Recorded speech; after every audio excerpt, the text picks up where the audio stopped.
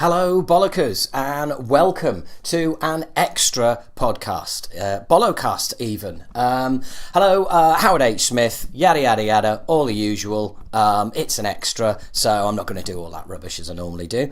I am recording this I'll tell you, I'm hard at work here. It is not even 10 o'clock on a Saturday morning, and I am up and at 'em at HHQ at Talking Bollocks Towers. Putting some Bollocasts together for you.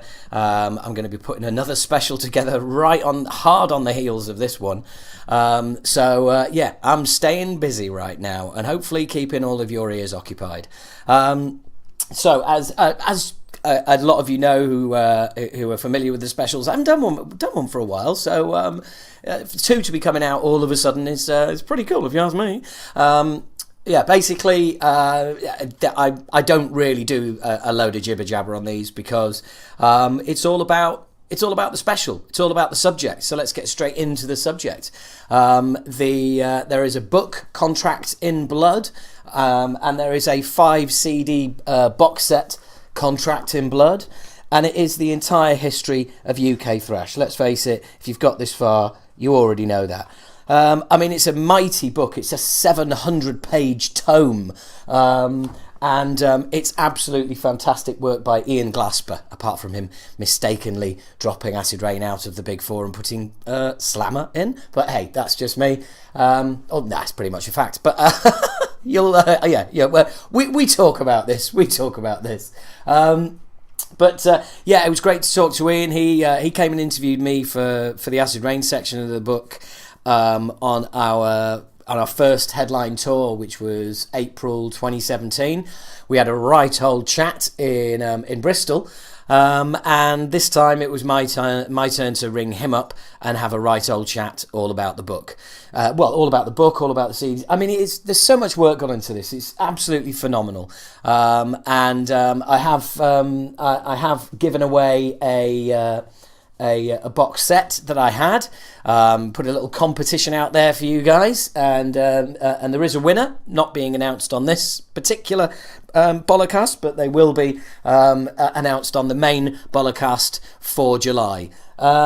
Anyway, I guess really that's all that needs saying, apart from it was really good to catch up with him, and what follows is the chat, it's mainly about UK thrash, but look, you know what I'm like. We're all over the map at some points, but we try and keep it fairly UK because look, Ian has played and is playing in significant bands in the scene, so we do get to talking about stuff like that. But anyway, without further ado, here is what can I call him? The UK thrash historian, the number one UK thrash historian, I think pretty much without a doubt. It is the one, the only, Ian Glasper. Hello. Hello, can I speak to Ian, please? How you doing, mate? I'm alright, how are you?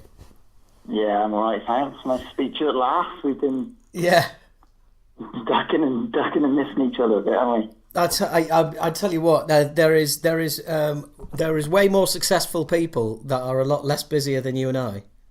Yeah, that's true enough, yeah. I am recording straight away because that's how I roll, just to let you know. Okay. That's all good. So it's all on the record from here on out. Right, okay.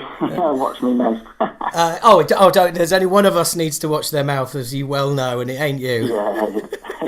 It's nice to catch up again, actually, because last time I saw you was the Bristol show, which was right. April. When we did the interview, yeah. Yeah, April 2017. Wow. Right, okay. I know. A year ago. Time flies. Doesn't it just? And how far through the book were you at that point?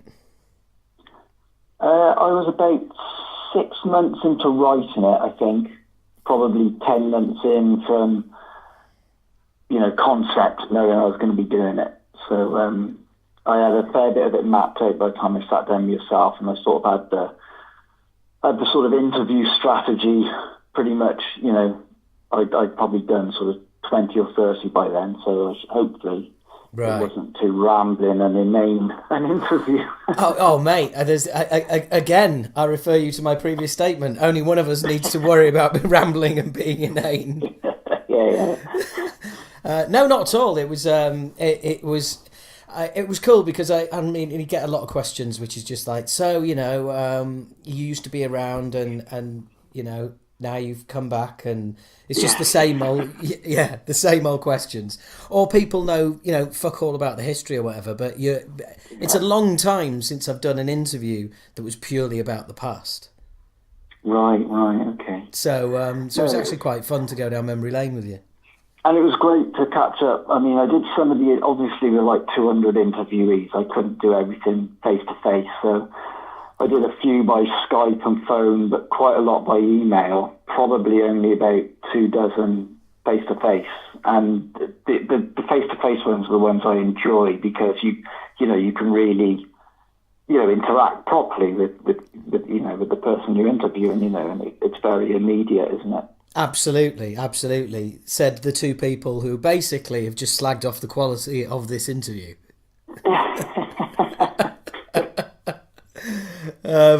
No, I know what you mean. A good interview should really just be a conversation, shouldn't it? Yes, yeah. And I very much. I'm going to start off by kissing your ass. I very much felt like it was a conversation, and we just kind of like, when there was a question, it kind of rolled into another question. And also, I am apt to give long, rambling answers that sometimes can tread on a question that was going to be asked later anyway. No, it's good. I mean, it's great if you get somebody who wants to talk. Because, I mean, you do interviews where you ask someone a long question, really in depth, and they'll say, "No, I don't think so." Yeah. It's sort of just, brick wall brings everything to a grind into a halt. I know what you mean. But having said that, I do sometimes get a little bit ratty with closed questions. Do you know what I mean? Where the question can just be answered yes or no. Because in this age of unlike yourself, a lot of people doing interviews are not, don't necessarily have a background in doing interviews, don't have any journalism skills or anything like that. And when it's all closed questions, it can be really painful because you end up really like having to do all of the work because there's as opposed to sitting there and going yes, no, because then you do look like a cunt. Well, especially when people read it back. Yeah, absolutely. I listened to an interview that Bruce Dickinson did on a podcast with Eddie Trunk. And Eddie Trunk asked 2 or 3 closed questions at the beginning, and Bruce just said yes, no, yes. And after about the 4th question, he realised he wasn't going to get anything other than closed questions, so he might have to expand his answers a bit. So are you pleased with the new book? Yeah. Yeah, absolutely. Did you enjoy meeting H from Acid Rain? No, I was a cunt to him. He was as well. Well, look, you knew this was coming. Of course, there's you start off. You've got the UK thrash big 4, which, as everybody knows, is Onslaught, Sabbath, Acid Rain, and Zentrix. And the generally accepted. I mean, it's that I would say it's probably as accepted as the American big 4. But sometimes some people have, I don't know, a brain fart or something like that. And I put big 4 and let's put big 5. I absolutely howled when I read that. I really did. I was like, fucking hell, our support bands are making it into the big 4 and we're not. It did crack me up. For those of you listening who don't know, Ian put that the big 4 was Onslaught, Sabbath, Zentrix, and Slammer, which of course, as we all know, it isn't. But again, that it's music, isn't it? It's kind of like it's objectivity that is that leads to, well, they're my big 4, or that's what someone else may think, but this is what I think, and ultimately it's your book and all your hard work. So you're entitled to be wrong. Yes, and I have issued a full and formal apology on the support UK thrash metal Facebook page. No, you haven't. No, I haven't. No, you must have missed it. I know. Well, I look forward. It's funny you should bring that up. It's very good of you to bring that up, and I look forward to reading it, either later tonight or tomorrow. I thought it was really cool. Without going on about this, but the poll you did, which of course, had us in third, was really cool because that again was really odd because like Sacrilege were in there, weren't they? Yeah, I mean, those sort of polls where you ask for people's opinion online, they throw up some really interesting and unexpected. Because I think everybody has jumped into the conclusion. I think that I can't remember who came in, who went in really early. Like a Vial came in at sort of 7 or 8, and everybody was like gobsmacked and stuff like that. So yeah, it's good, and I genuinely didn't rig any of those results. It was literally just came to me. But yeah, Sacrilege are in there, and of course you then get people saying they're not a thrash band, they're a doom band, or a and you have thrash metal band, and you have Venom in there, which a lot of people are going, well, hang on, they've got an album called Black Metal. They sing about Satan. They're not a thrash band. Not many of their songs are fast. And I mean, I must admit, when I was thinking about Venom, I was umming and ahhing about putting them in the book. Until about halfway through the interviews, and I think virtually everybody had said that Venom were an influence on them. And as a big influence on Metallica, I suppose, who were, arguably, sort of created the thrash genre. I thought I'll put them in there, and I'm glad I did because Tony gave such a great interview. It was really, really amusing. I could have ran the whole thing, but it was been like the whole book. Oh yeah, no, Tony's an absolute star. He really is. Once we finish the interview, I'll tell you the story of how I first ever met him. I'm not going to do it on the podcast because they're sick of hearing it. But but I'll tell you how I met him, and it's absolutely classic. I still have that hold on him today. If it ever gets brought up, he just leaves the fucking room. Right, okay, I look forward to hearing that one. Yeah, absolutely. How did I know this is it's a shit question, so apologies. But how did it actually all come about? How did the book, the CD package, everything else? Did you come up with the concept and sort of pitch it to to a publisher to the record company? How did the whole thing take shape? Well, I just finished the 4th book about UK punk and hardcore. So I did Burning Britain, The Day the Country Died, Trapped in the Scene, and then Armed with Anger. And I was thinking, so what's next? I'd done the 90s. Was I going to do sort of post-millennium punk in the UK? I don't know. It all seemed a bit too soon after the event. And I hit on the idea that I wanted to do this book on UK thrash metal. It didn't seem that far removed from the hardcore and punk scenes, to be honest, in that it was underground and noisy and fast and rebellious and take trade in and fanzines and the whole thing. So I started sort of putting the feelers out, and this was probably like 5 or 6 years ago. And then I found out that Greg Moffat was doing this book to tie in with this A History of a Time to Come film that Josh was doing. And Greg was going to call his book One Foot in the Gravy, which was named after an article on UK Thrash that he'd written for Terrorizer magazine. Yeah. Anyway, I didn't want to step on Greg's toes, and I figured that the world didn't need 2 books on UK thrash metal. So I sort of backed off the project, but I kept in touch with him. I kept sort of hassling him, how's it going, sort of dropping hints that I was still waiting in the wings if he passed me the baton or sort of fumbled the ball or whatever. And after about 2 or 3 years, he said, you know what, I don't think I'm going to get this finished. So he passed me all his research, and I started from scratch again then with the writing, but I did utilise, some of the flyers and some of the stuff he'd sent me. So that's when I started actually writing. So that was pretty much 2 years to the month before it came out, before it came to fruition. Right. And it was Cherry Red that said, look, they like to do sort of box sets and compilations and stuff to tie in. so there's a bit of cross promotion between formats and stuff. And I said, well, let's do 100. We'll put 100 bands in the book. And to start with, they were like, you'll never find 100 UK thrash bands. And I did it pretty easily, actually. I was going to say, little did they know what they should have been saying is you'll never keep it down to just 100. Yeah, and then we were looking at 100 bands in the box set, but we decided we're going to limit it to 5 CDs. There's various sort of cut-off points where things, it's going to be too expensive to produce and that sort of thing. Yeah.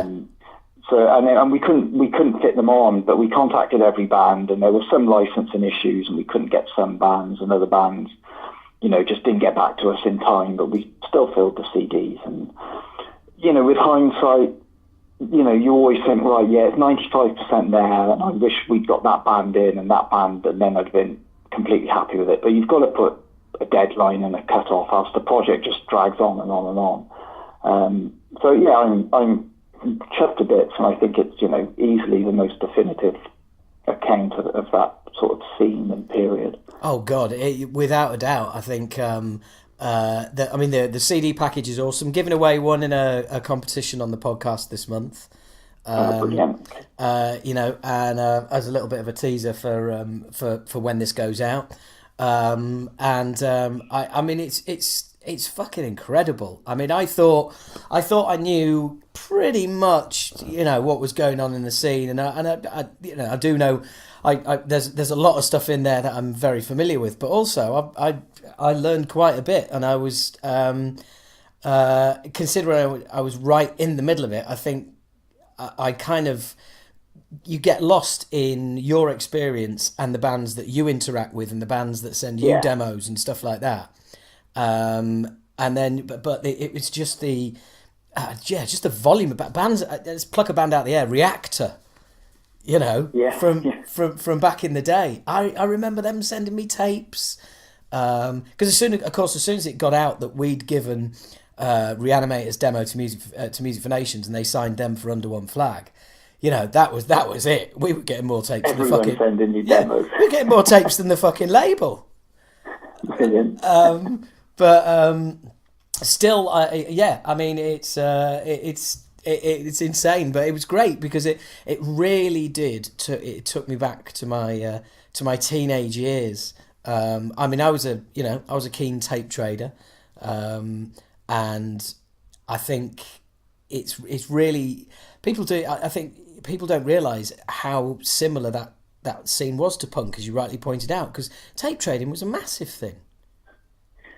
Yeah, and I think it's that that sort of underground underdog sort of thing, because I was very much into punk and I think probably the first thrash demo I got, and I didn't even realise it was thrash at the time, was one of the early Onslaught tapes, because I was going to Bristol gigs and seeing them support punk bands, and one minute they sounded like Discharge, and then they their songs started getting longer and the solos getting slightly more intricate, and before you knew it, that they were full-blown Satanists and releasing Power from Hell.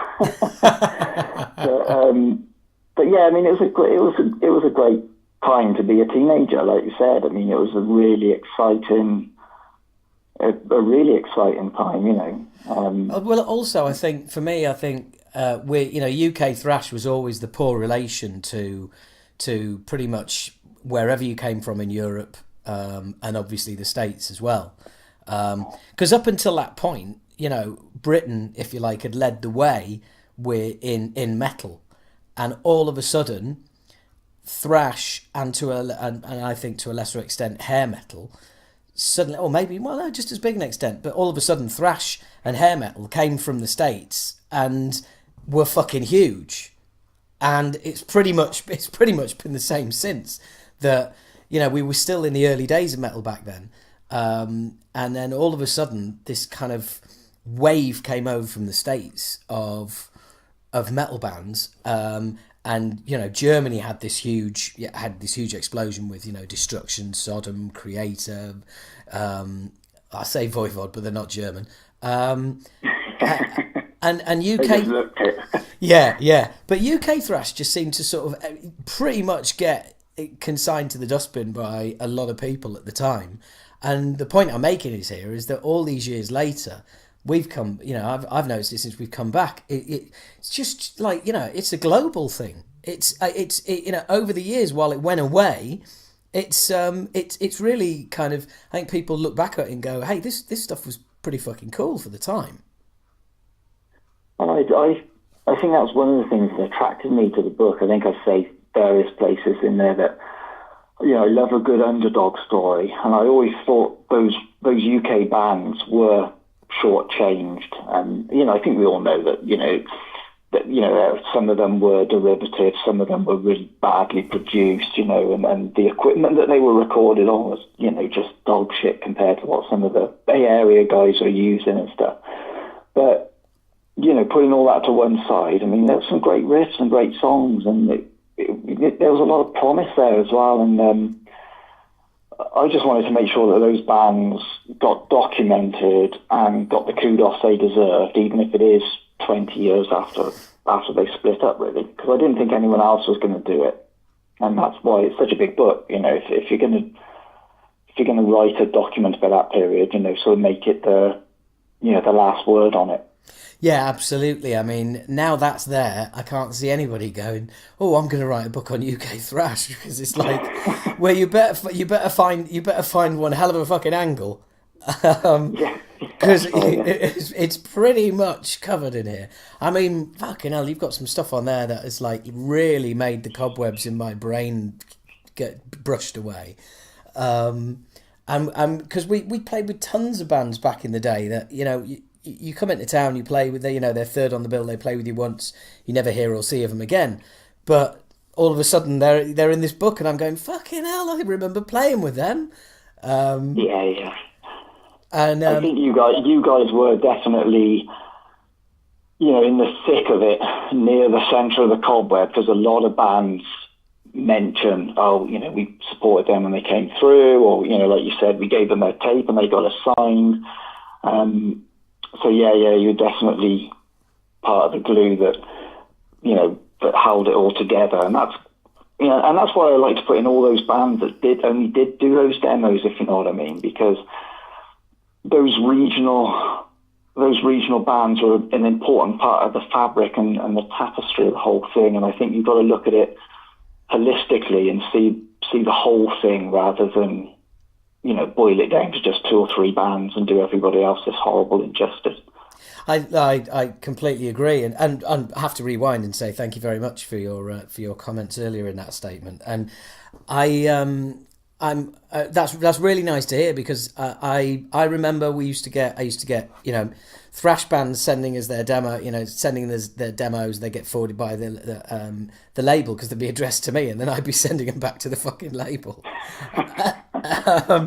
Or some had my address from the Moschenstein demo and send stuff through there. Or we'd, a gig, supporters would give you a demo tape, and I always made a point of making sure that those demos got to the label, because we weren't, we were unsigned once, and B, it worked once with Reanimator, and it was just a case of like, everybody deserves a shot, and when you're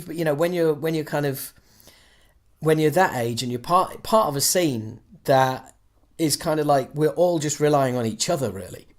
So, which people find hard to believe if listening to this, if you're born in the age of social media, or you've grown up with it, that it was such a small thing. Each band was so dependent on the next band and the next band.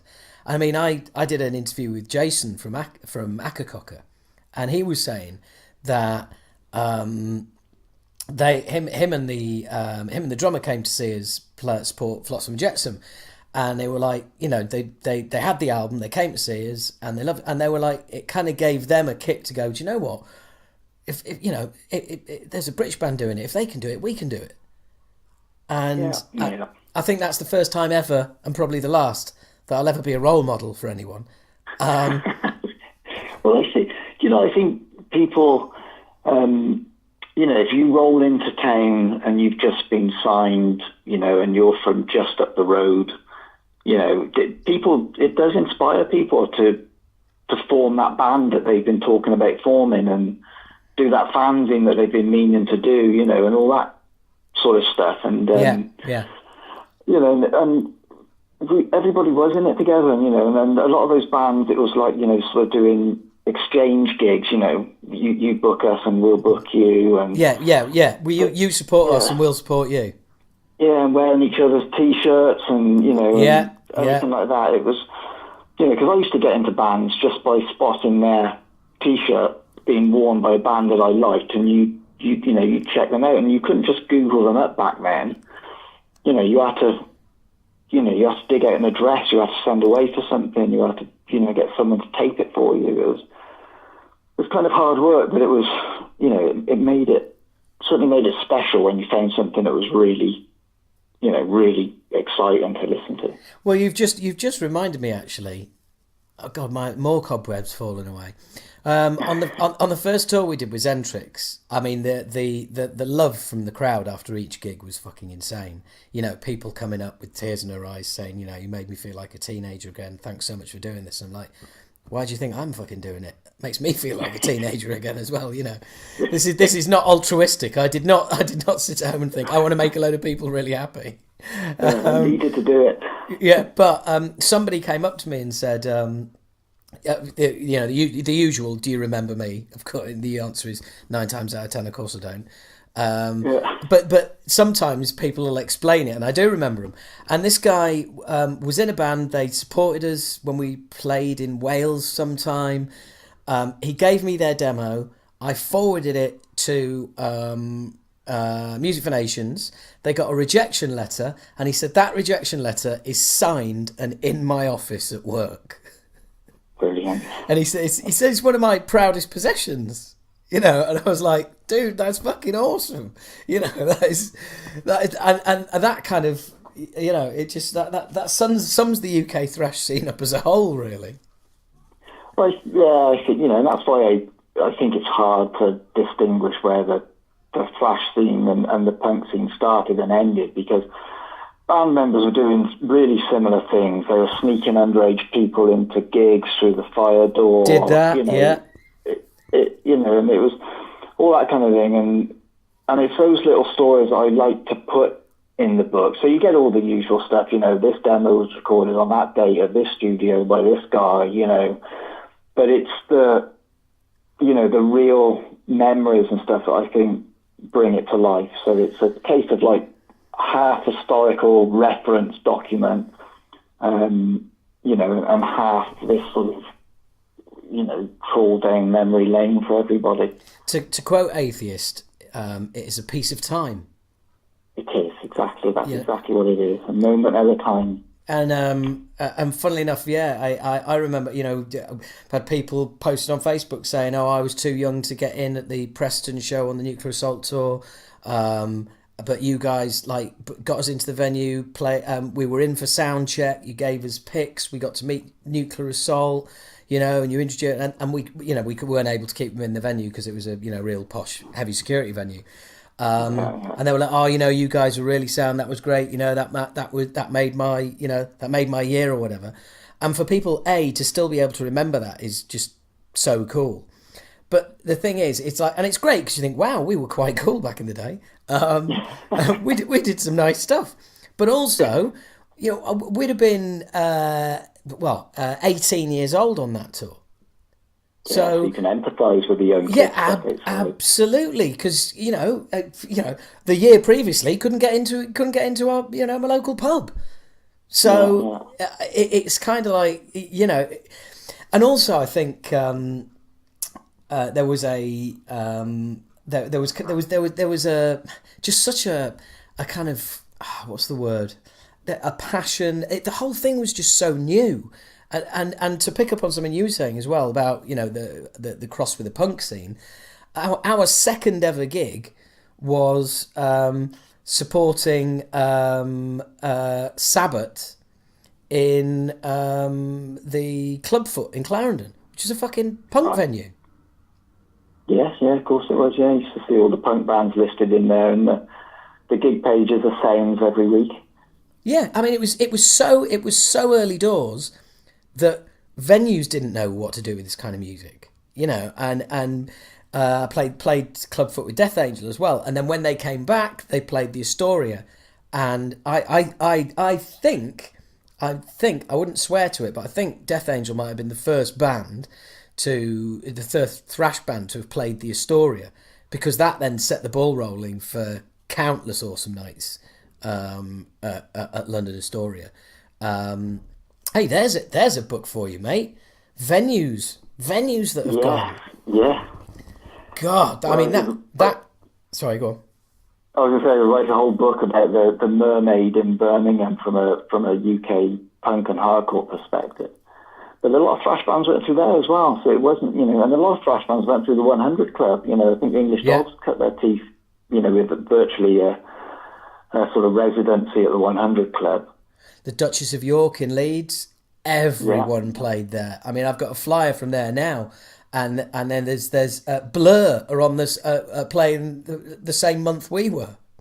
Wow. I know, it's fucking insane, but the names on there, the Stupids, and you know, all these blasts from the past, Dumpy's Rusty Nuts, you know.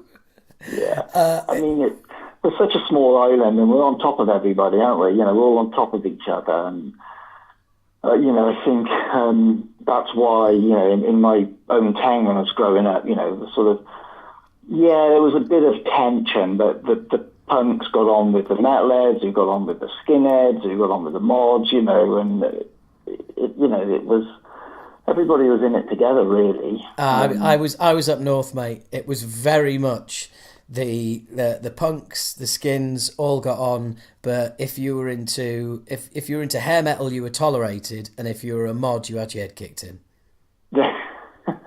And to be fair, the mods did return the compliment.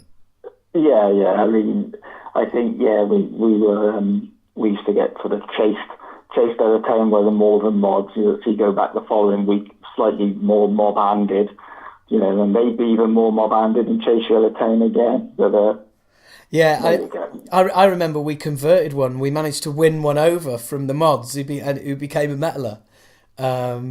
And it was great, but we used to mercilessly rip the piss out of him about, like, oh, where are you going tonight? You're going out hippie bashing, you know? Because that's what we'd all. Sorry, go on. Go on, no, you first. I was going to say, because that's what we up north. That's what we were all called, hippies. It's like the mods called us hippies because we had long hair. That was their only kind of cultural reference. Just because you had long hair. Yeah. No, I mean, it's ironic now, but, you know, some of my favourite bands are bands like, you know, The Jam and Secret Affair, and you sort of appreciate stuff on its, you know, at face value years later. You know, not just because, you know, they've got a Parker on with an arrow painted on it. Yeah. So did you? Is there anybody that you really wish you could have got for the book that you missed out on, that you weren't able to get? Yes, yeah. I mean, I desperately wanted to interview Martin from Sabat, and I don't quite know why it didn't happen. We kept trying to line it up. I really wanted to interview a band. I think it said like this: Zista from Warrington. Couldn't track them down. Couldn't get hold of them. Energetic Crusher, another band I really wanted to get in there. Oh God, there's a name. Got hold of all four of those guys, and you know, I think sometimes it's just apathy with some of these guys. It's been 20 years since, you know, they played and anyone mentioned their band to them, and sometimes I think people think I'm taking the piss, and I'm like, I want to interview you for a book, and they're like, yeah, whatever. But, you know, sort of 6 emails later, you'd think they would like, oh, actually, this guy ain't going to leave us alone until we do this interview. But there were still people I couldn't get hold of. But I think my biggest regret, one of my biggest regrets, is that the Welsh chapter is a little bit skinny. And there were a few bands I wanted to get, like Betrayer and Judgment. And there was even a band called Wild Pussy from Cardiff. Fucking hell, I remember them! Yeah, so I can't remember what that album was called. Something like the Metal Apocalypse or so. I can't remember, but yeah, you know, I was chasing all those guys, and like I said, I mean, one of the bands I couldn't get hold of was Talion from up in the northeast somewhere. Yeah, and I remember Talion, yeah. Yeah, they got back to me literally the day the book came out. A box of books landed at home for me, and I got an email from Talion saying, "Hey, you've been trying to get hold of us." I'm like, "Yeah, a bit late now." So, yeah, I mean, you could just let the project roll on and on and on, and but for Cherry Red's point of view, to let the distributors know when it's hitting the shops and the pre-sales and all that sort of crap that goes on in the background, you got to set some deadlines. So that, yeah. To answer your question, there were a few bands I wanted to put in there, but I couldn't. But quite end the apples, as they say. Quite a few, by the sounds of it. I mean, that's just the ones you can remember. Off the top of my head, if I sat down and thought about it, there's probably a few more. And so when you kind of did the handover process, did you just started writing from scratch? You didn't actually bother with anything. You didn't hold over any interviews or anything like that. No, I didn't. I mean, I suppose the temptation was there to say, "Oh, look, I've already got a third of a book, and I just build on it." But I suppose I had the format set from the first 4 books, and if you look at any of those sort of books before and compare it to the Thrash book, you'll see it's very much a continuation of style and format. Sort of each band with an individual section dedicated to themselves, split up geographically. So there's no sort of narrative that runs from start to finish. You can leave it next to your toilet and just read about a different band every time you sit down, sort of thing. Whereas I think Greg had possibly done it more ambitiously. Probably, I think he had chapters on themes. So there were lots. He was covering lots of different bands in each chapter. Talking about a specific theme. I don't know, supporting American bands, or something like that might be a chapter. And I wanted to make it, my book. So the first thing I did was change the title, and then basically started from scratch. But I'm very grateful to him for sort of, giving me the opportunity to do it, and also for handing over all that research, because he gave me sort of memory sticks full of flyers, and it was great poring over all that stuff.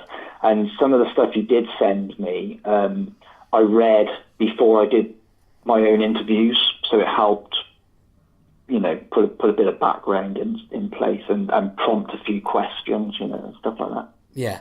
Yeah, no, ultimately, it's, I think it's really cool that he sort of handed it over, but it's also cool that you kind of just sort of, rather than just going, right, well, fuck this, I'm going to write this book if he's not, that, it is kind of, it's not treading on anyone's toes. It must have been really tempting to just go, I really want to do this book, and start it anyway.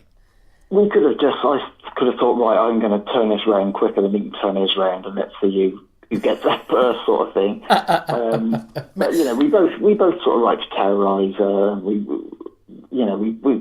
You've got to, everybody's got a lot of respect for each other in the scene, haven't they? And it would have been kind of counterproductive for both books if they both came out at the same time as well, Yeah, exactly. So I was more than willing. I just wanted to read the book, to be honest. So I was really looking forward to his book. And I kept messaging him saying, "When's it coming out? When's it coming out?" And a bit like the first book I wrote, I kind of wrote the book that I wanted on my own shelf, and I think that's the best reason to do a book. Let's just write the book that I would want to read, and hopefully everybody else will be into it as well. So that's kind of what I did. No, I'm glad. And I'll tell you what, one thing that did give me a chuckle, I'm glad I remember this, was the chapter on Drunken State. Another band who not only supported us but went down to Harrogate where we recorded our albums and worked with Uncle Bastard as well. And their singer nearly killing himself because he tried doing what I'd done at the trying to emulate you, yeah. That's great. Yeah, I think it shows that, you know, Acid Rain really ingrained themselves in the sort of subconsciousness of the scene, if you know what I mean. That's very kind of you. For those of you listening, yeah. the story is that the singer from Drunken State saw us previous week, and I remember it. I was climbing onto the boxes in the venue where people had sit to watch. I was climbing up round them at the side of the stage, and their singer decided to try it when they played there the following week, and came clashing down into the fucking guitars. Dear me. And I think the guy that was telling you that story was that their sort of would-be manager. He was their manager, you know. But quite a few people back then had their mates as managers and stuff, didn't they? But yes, their manager saw off Onslaught a couple of weeks after that, because I think they came up and played with Drunken State supporting them, and he had his eye on the thing. I thought, well, perhaps he will make a good, replacement. I think probably Steve Grimmett had just left or something, and they were looking for a new vocalist. And the Scottish manager saw him off and threatened to throw him down the stairs of the venue if he went anywhere near their singing. But that's fucking brilliant. That's brilliant. Well, I've never been in danger of being poached from a band. I think there's too much. I think there's too much. I bring too much baggage with me. No band can stand me. That's why I have to do this one. Even after 25 years, came back. Still no one will love me. One of my friends was saying, I only ever go out with ugly girls, and no one nicks them off me. Oh, well, okay. Well, yeah, I've heard that as a strategy. It doesn't work for me, and that's why I've been single ever since. And I tell you what, as well, whilst I am talking about me. You had a poster of the UK Thrash, the full Thrash Assault 10th anniversary show. It was Hospital of Death reuniting, Hellbastard created, and me as my comedy character, Keith Platt, was going to be on there as well, because that never went ahead. It got pulled. Ah, right, okay. And I didn't twig that I didn't even spot you on that poster. I don't think I'll go and revisit that one. I can remember the Hospital of Death one and the full Thrash Assault. Yeah, it's it's on that poster because I'm there as Keith Platt, because he did a little logo for me with a flat cap on the end of the T on Platt. Oh, brilliant. I know, it was lovely, and we got it all sorted. It was the day before my birthday. I was like, lovely, go up to Wakefield. I live in, I'm from Yorkshire, I can go home, have my birthday, all the rest of it, and it got pulled. But he's just announced another one, I think. I saw that, 2019. Full Thrash returns. Yeah, good for him. Good for him. Perhaps somewhere deep down, the book coming out helped influence that, because I found, when I've done the punk books, for example, some of those bands, they start talking to each other again when the book comes out, the ex-band members. Yeah. And then they have a jam for old time's sake, and next thing you know, they're playing out again. Yeah. And, the book can sort of indirectly kickstart loads of good stuff, and I hope it does.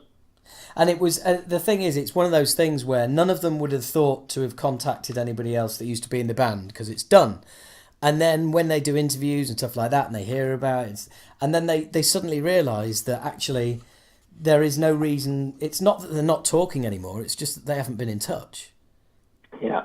And that all of the old kind of bullshit that was around is just it doesn't exist anymore.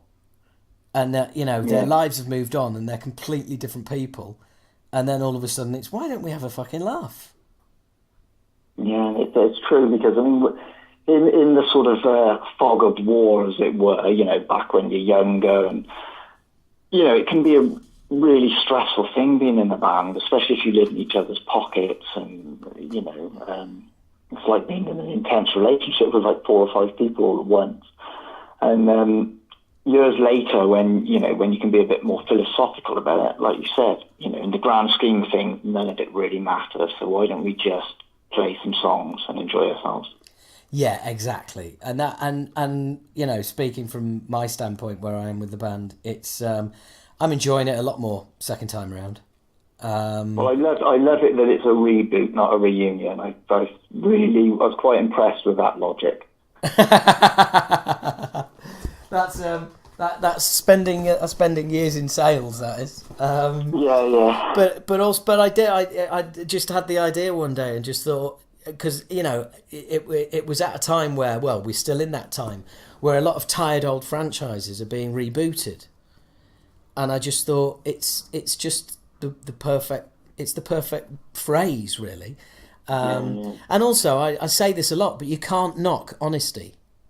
Do you know what I mean?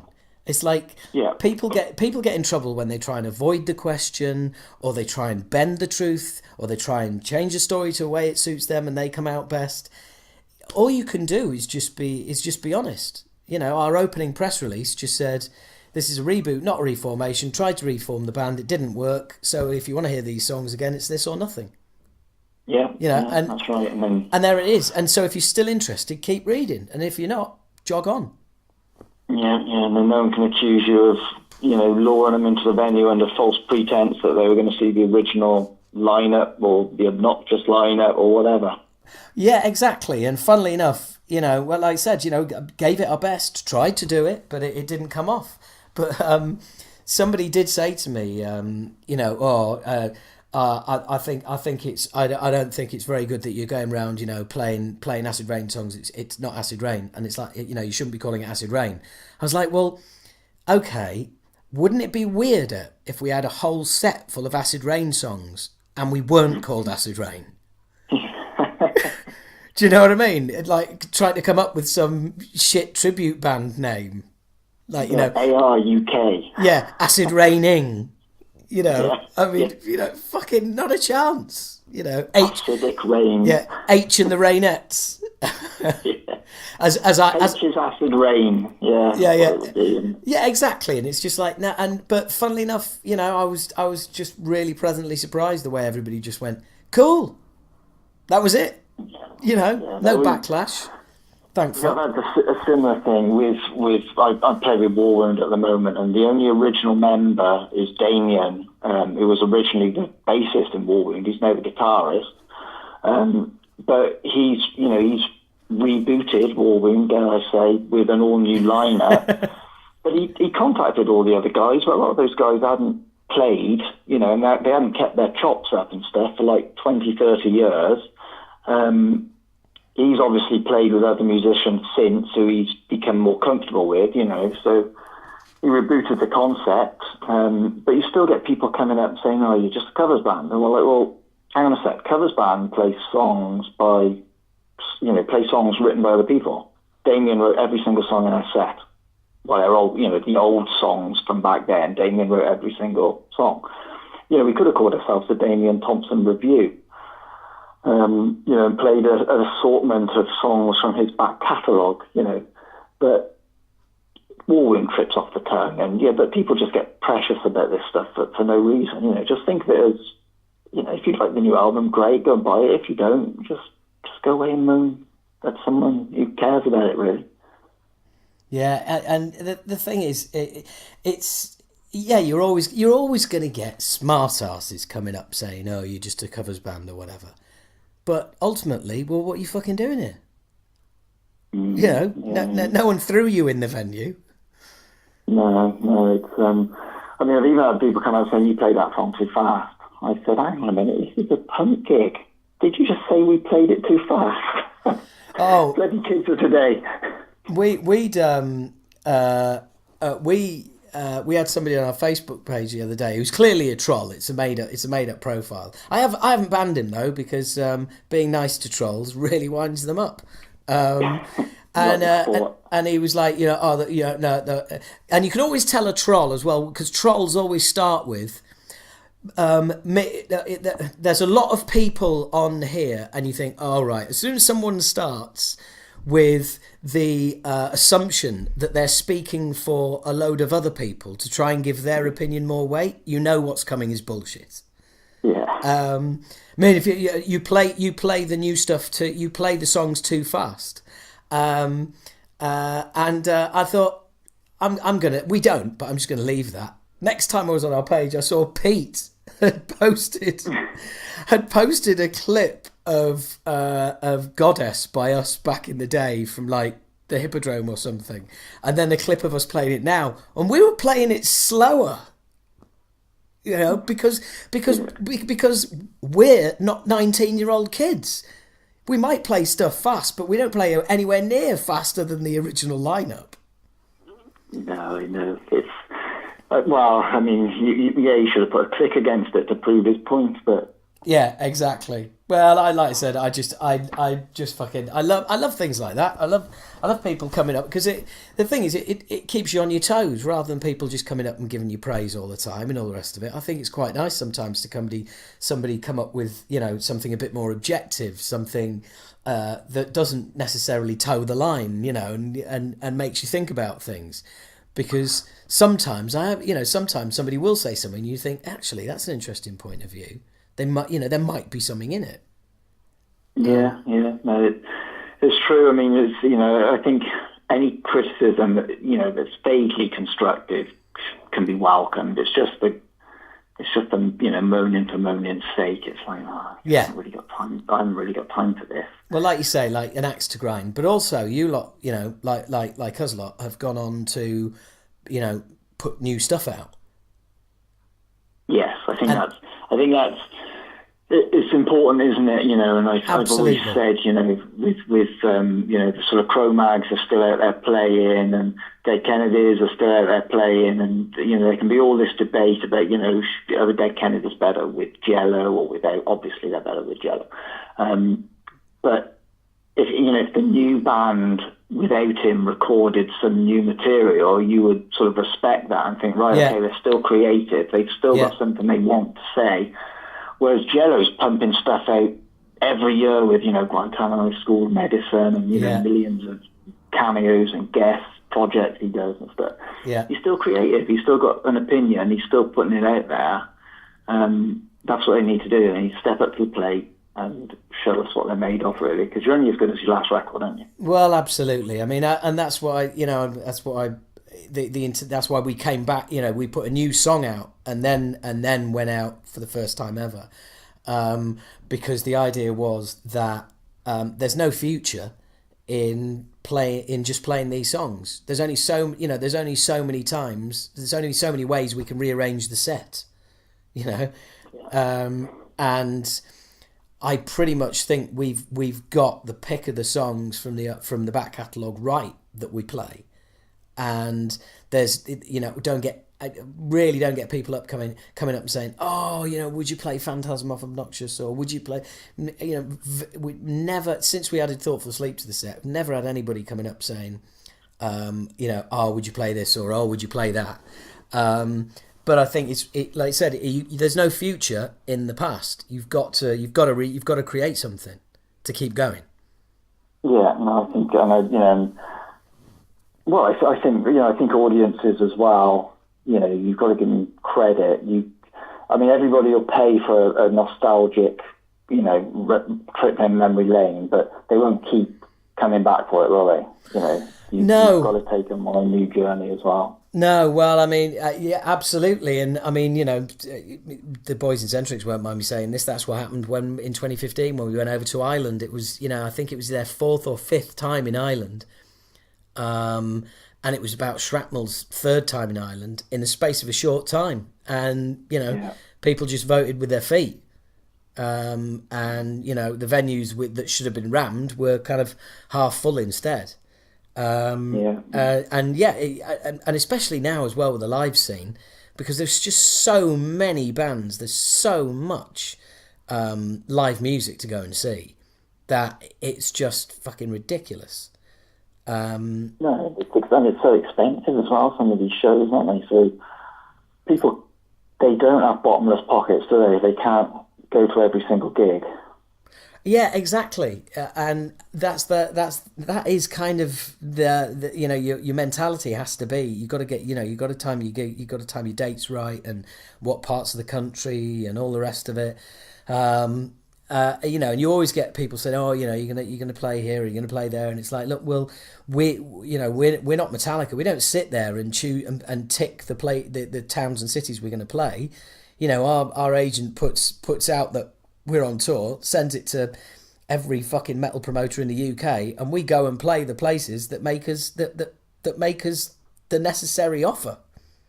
It's like, people screaming at me to play Birmingham. Well, tell the fucking Birmingham promoters to offer us more than the pittance to play then.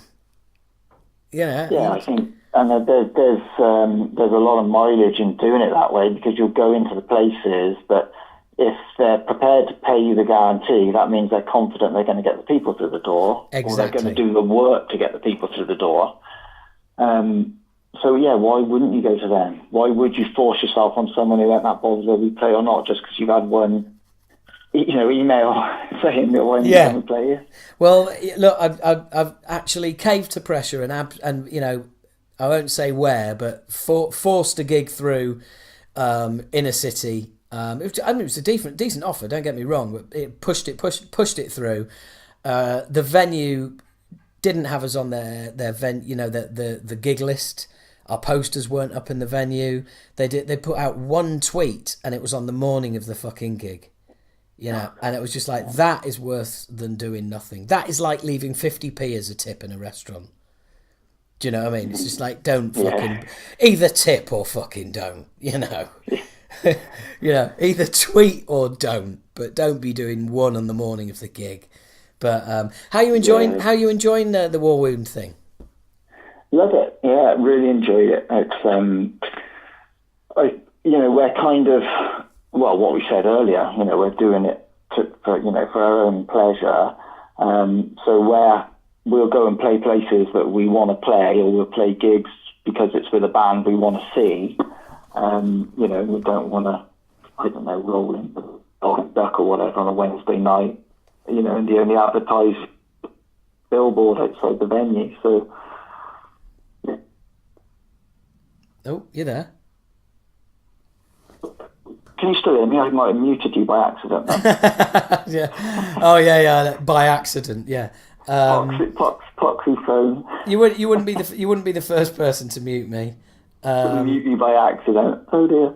But no, I'm loving it. I'm really pleased with that with the album we did. We wrote it really quickly and recorded it while the songs were still really fresh. I mean, we're still learning them, so there's that urgency in the performances and stuff that basically you're going to fuck it up if you don't play it as hard and fast as you can. We're going to record another album next year, but before then we're going back to America. We just had an offer to go to Australia and New Zealand, and so we're going to go and do that as well. Oh, that's awesome! Wow. Those sort of gigs we'll go and do if we can cover our costs. If we can go cover our costs and spend 2 weeks in Australia and New Zealand and come back without spending a fortune, we go and do that. And it's same with the States really and stuff like that. So yeah, just going to play places that we want to play. Wow, I'd do that at the drop of a fucking hat, mate. Yeah. So I mean, it's not a done deal yet. It's never a done deal till the tickets come through. South America is the one you got to watch, though, isn't it? Because there's like every fucking promoter in the world in South America is corrupt. Yeah. It's like, we'll get your gig in Colombia, but you need to put these polythene bags up your backside when you go home. Yeah, exactly. Oh, I've heard all sorts of horror stories about that. But will you get? We've wandered off the subject slightly. Sorry. No. Going back to Contracting Blood, did you approach Cherry Red, or is that forgive my ignorance, but is that the publisher that you've done all the other books for?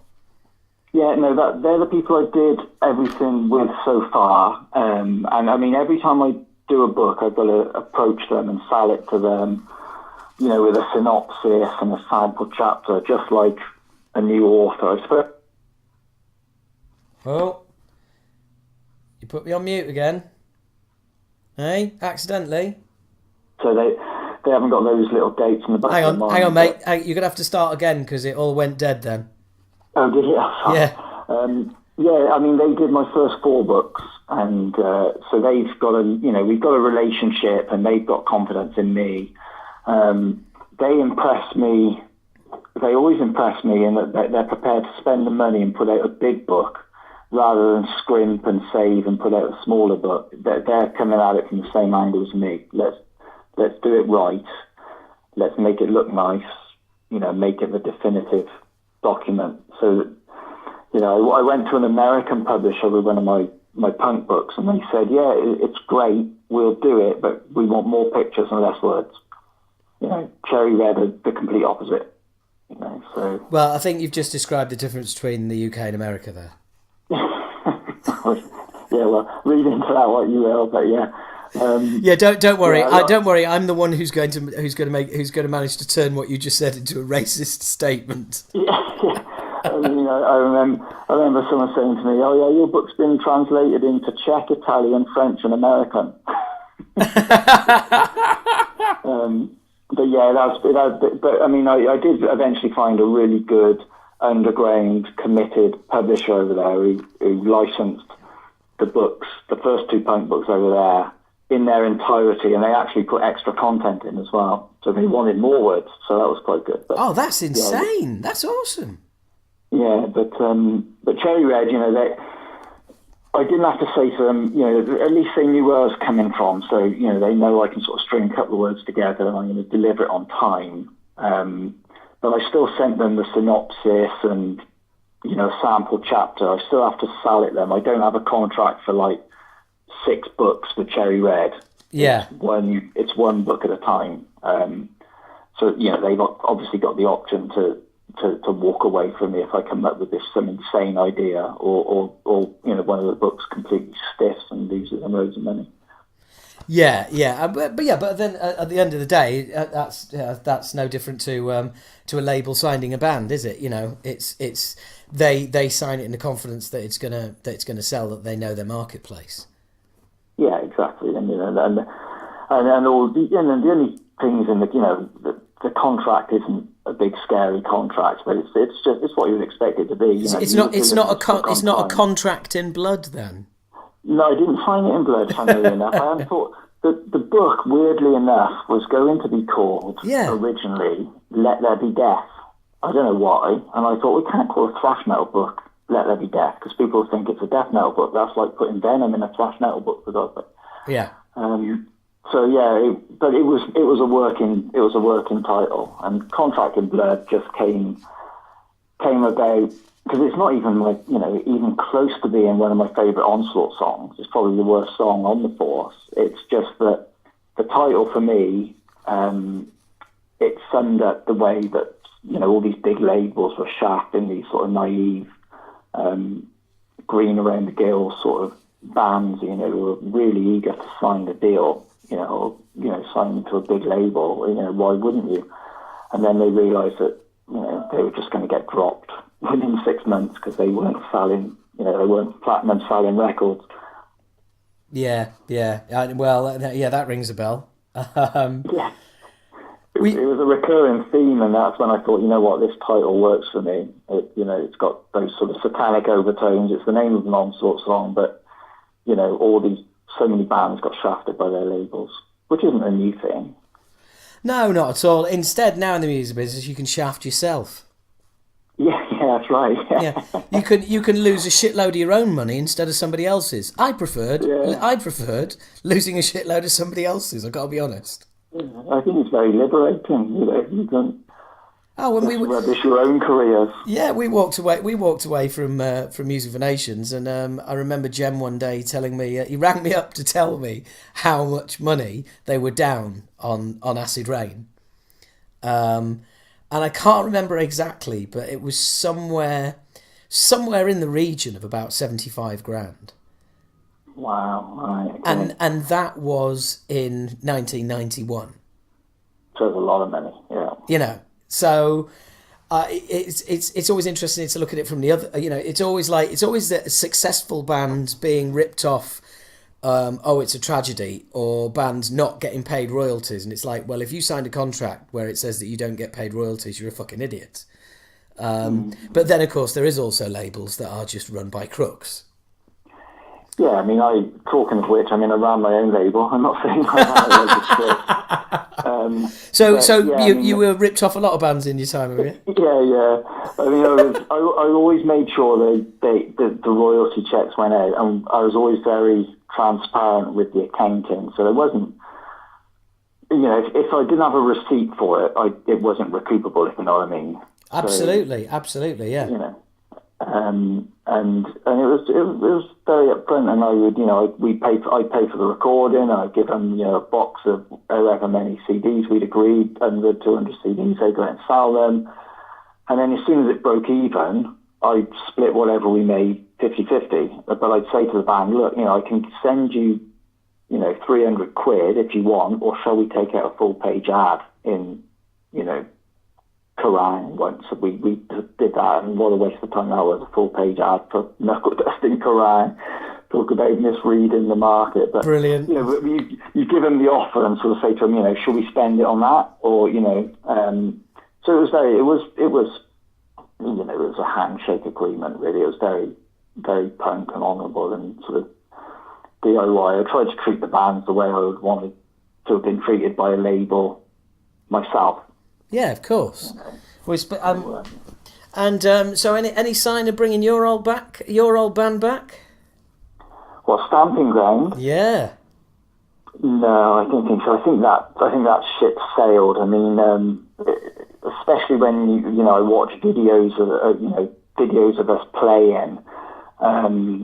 It was such a physical live show. I mean, we used to really bring it. The way bands like Sick of It All and Madball do. It was 100% energy for 45 minutes. So I think we'd need a defibrillator at the side of the stage or something if we tried to do it now. And I prefer people to remember us like that, rather than sort of not selling it. I'm sure we could play the stuff as well as we ever did, but it wasn't just about the music. It was about that sort of visceral connection with the crowd. Oh, mate, you don't need to tell me about that. I mean, like I said in the book, we hosted we didn't do gigs, we hosted parties. I mean, I've been amazed the things that people have come up and said to me about gigs of ours in the past, about people who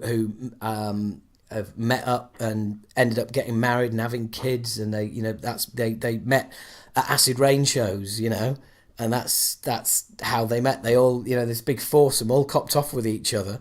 Oh no, that was it. I was walking through the crowd in Manchester, and I was trying to get to the back to see some friends, and this bloke stopped me and said, "Oh, H, have you got a minute?" I was like, "Look, I'm really sorry, mate. I'm trying to get to see my friends." He goes, "I just wanted to tell you why you're responsible for 3 marriages and 6 kids."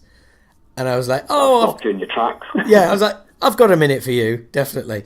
And it was 3 lads and 3 girls who met at an Acid Rain show. They all copped off with each other, didn't swap numbers or anything. And then next time we played that venue, they all went again. They all copped off. They all stayed in touch this time. They all ended up getting married, and they all ended up having children. And you just think, wow, And that's a great legacy. That's better than, releasing 3 albums or something, isn't it? You're having that sort of impact on people's lives. Oh, I'll take being the first album, being the album that got them into metal. People say like, oh, Moshkinstein was the album that got me into thrash, or The Fear, or stuff like that, or the first ever live band I saw was Acid Rain, and for me that just blows me away because my first the album that got me into metal was Black Sabbath's Greatest Hits. My first live gig was Marillion.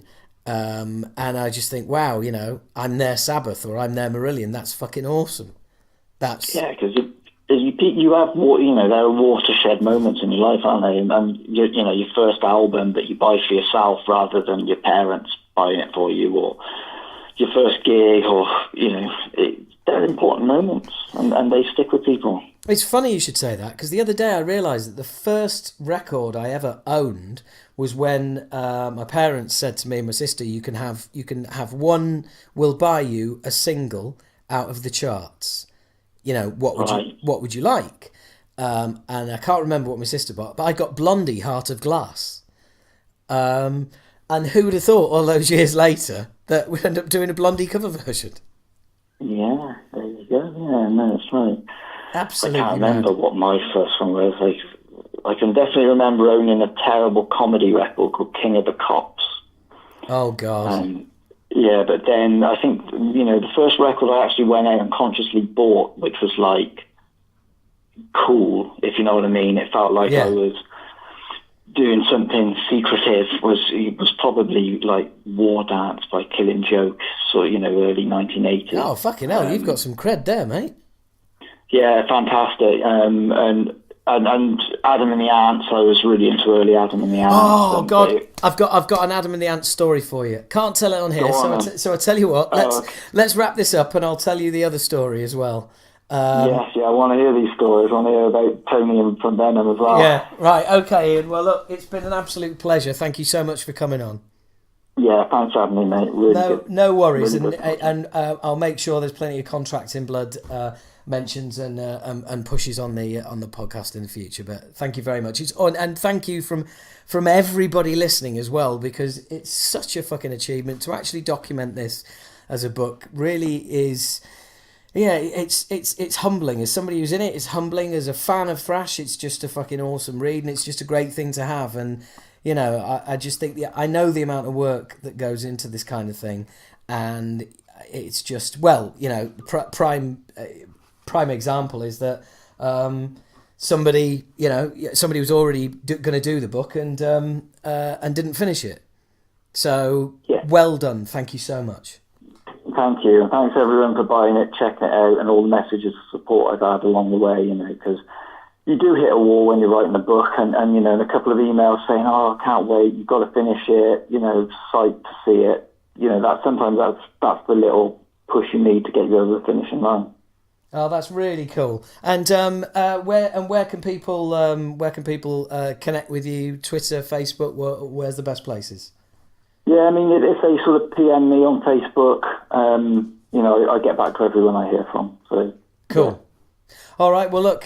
Thanks once again. Stay where you are, and we'll have a chat. And chat we did. So now it's we're coming to the end. It is the end basically. I haven't really got much to add. It was really good of Ian to come on. We had a right old catch up there, as you can hear, and then we swapped stories that are not befitting a podcast, because they are private conversations and private revelations about people whose names we should not be mentioning on the podcast. So I made that sound way more mysterious than it is, but there you go.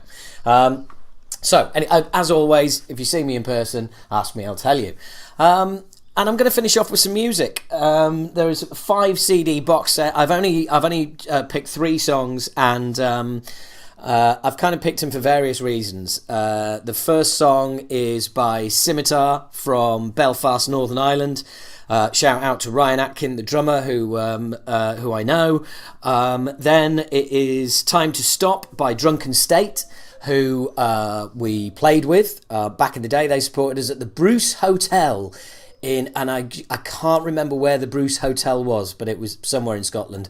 And then finally, yeah, you guessed it, folks, it's Tenement Zone by Slammer. So we've got Northern Ireland, Scotland, England represented there. Sorry, Wales, maybe I'll get round to you another time. But the 3 songs you're going to hear in this order are, as we said, flicking through.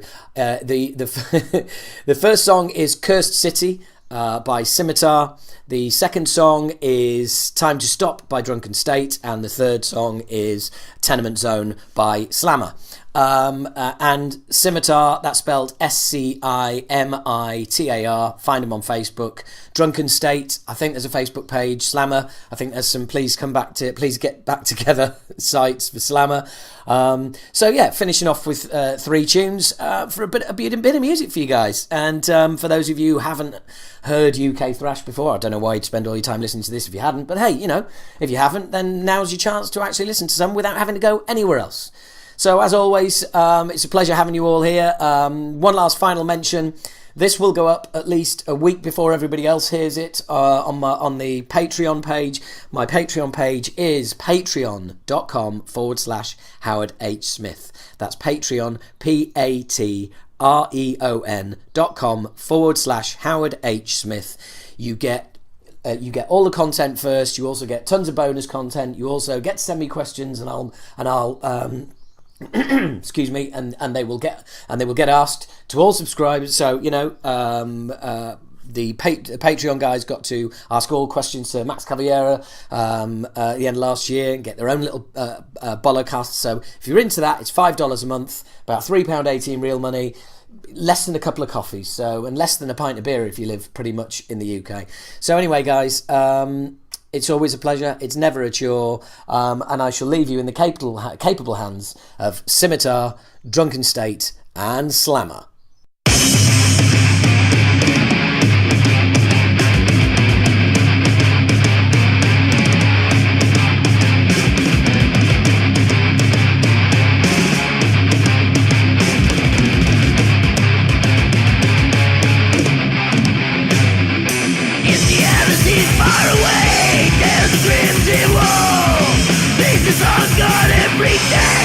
Begins to grow. Sacrifice in the end, the ritual's on its way. Gather around, mortal scum, will you lie in your pain? As the dust has filled the blood, while the altar falls on, mission awaits eternal death. Soul escapes, left breath. Where your side like a ruin, try to fight to death. And the dead is the living, and the living is the dead.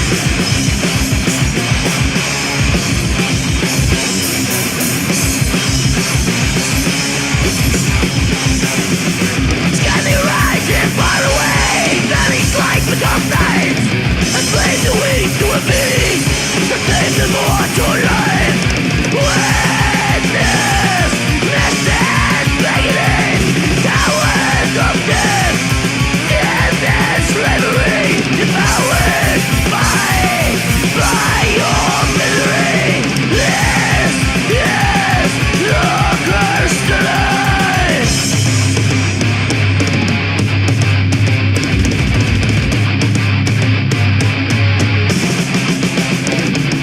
Bodies piled into messes, hanging skins and set dry. Drag the death beneath like fire where you wait to die. Feel the flame, got the flesh, pushing the rabbit dogs. In the end, all they get was bleak a fucking gun.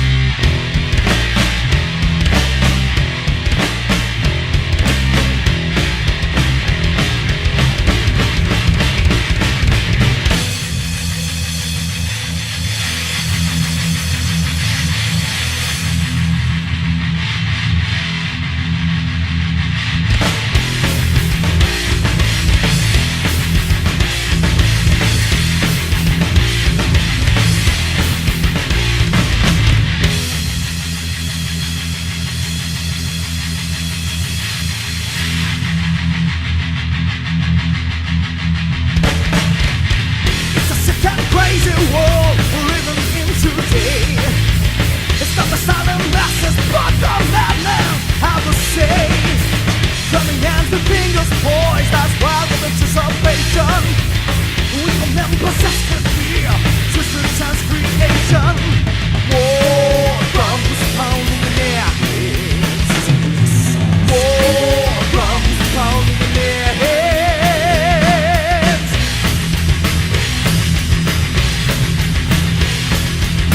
Singing from this devil within, this killer sound from hell. Invisible spirit has snapped my will. Can't you see? Can't you tell? Forcing me to do his bidding, forcing me to kill. Endless steps of no control, gotta stop to take its fill. War drums pounding in their heads. War drums pounding in their heads. See him live, rich man's path. Sees him a clown, the monster has the time. Sees him a clown, standing there in love.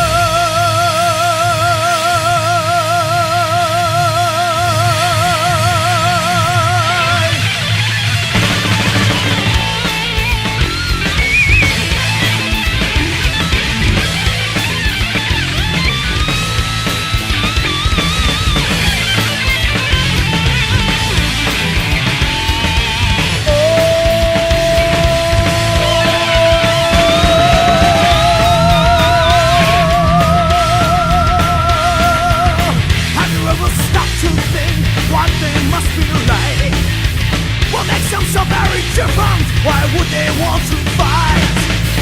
They must love their families too and want this race to cease. It's not to stop one single thing for the West to meet the East. War drums pounding in their heads. War drums pounding in their heads. So make a stand, don't let it pass.